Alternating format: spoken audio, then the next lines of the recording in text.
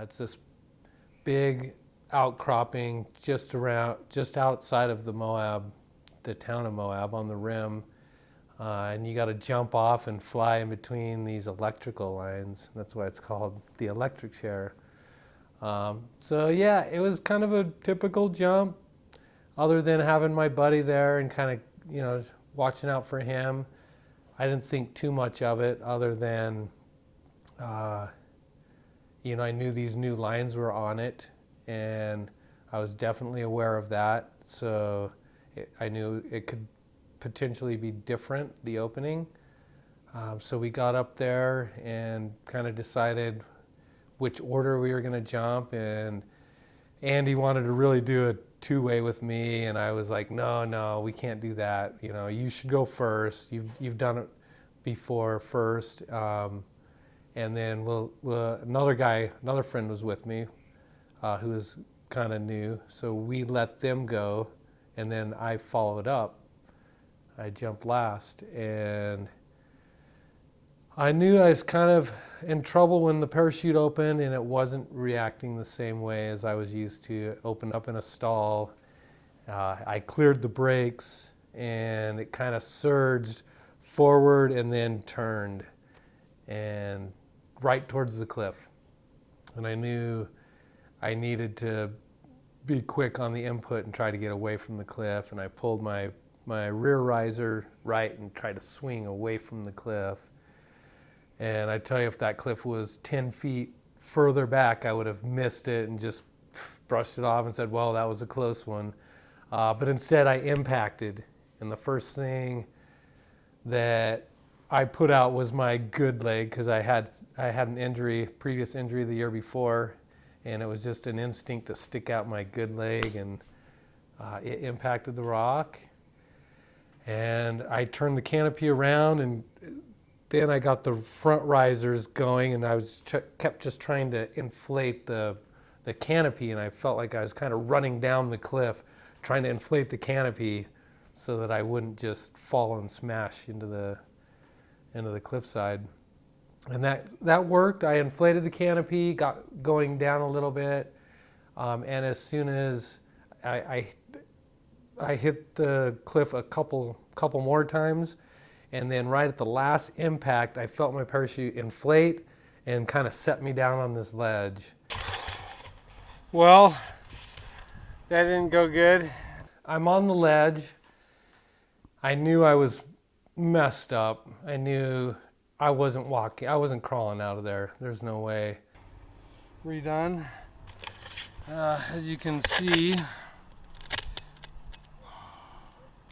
I probably lost my leg. I wasn't crawling out of there. There's no way. I would just do more damage if I tried to crawl out of there.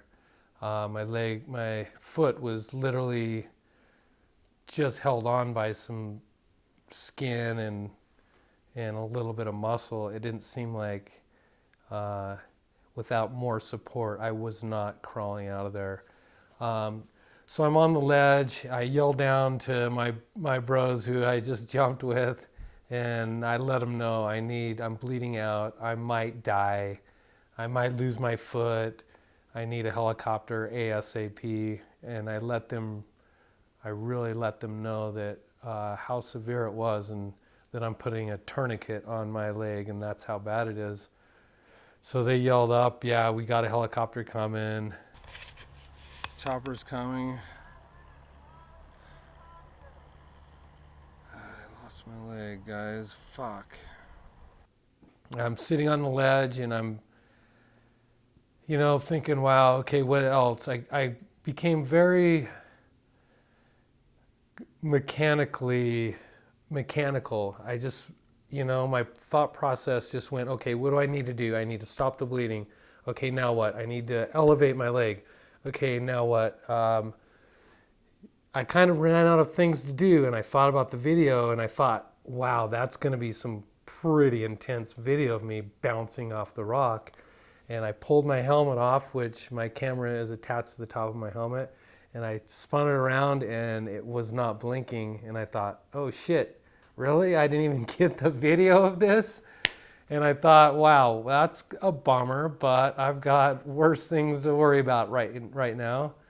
Um, and then I thought, well, why not just do a little video right now, keep my mind kind of preoccupied.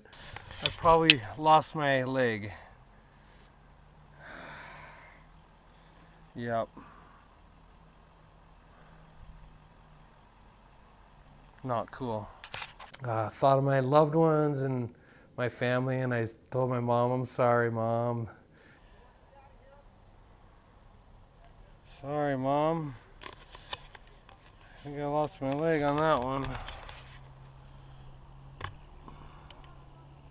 I wake up the next morning after hours and hours of these amazing doctors fixing me.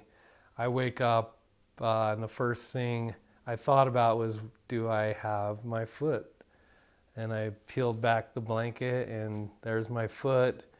And I was able to wiggle my toes, and I almost just started bawling. Lots of emotions came in. I thought I was going to lose my foot, but I'm sitting here in Colorado in Grand Junction and St. Mary's Hospital, and the doctors here actually fixed it, and I think I'm going to be all right. I just wanted to let everybody know that's what my foot looks like right now. I can wiggle my toes. I can bend my ankle a little bit. All is good. Hope that never happens again. And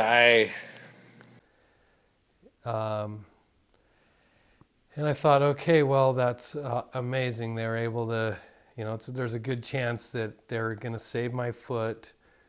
So I'm hanging out in the hospital, just bearing down for this long journey that's ahead of me. You try to stay as busy as you can. Try to keep your mind filled with good energy. I like to paint and play guitar and play my drums, and I like to write. I've been wanting to write this book of my life forever, and have started it many times, and I've lost data and lost some of the information here and there, but it's something that a story I've been wanting to tell for a long time.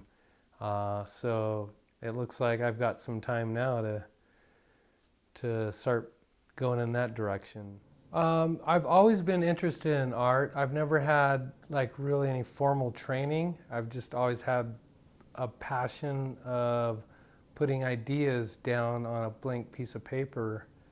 And I have these images in my head from, as a kid and throughout my life of, desert mountainscapes and mountains and trees. And so I usually always put what I paint, I kind of paint this picture of where I want to be in that moment. And it's usually kind of this psychedelic impressionist type artwork, where you can't exactly, things aren't exactly clear, but you kind of want to be there in that setting.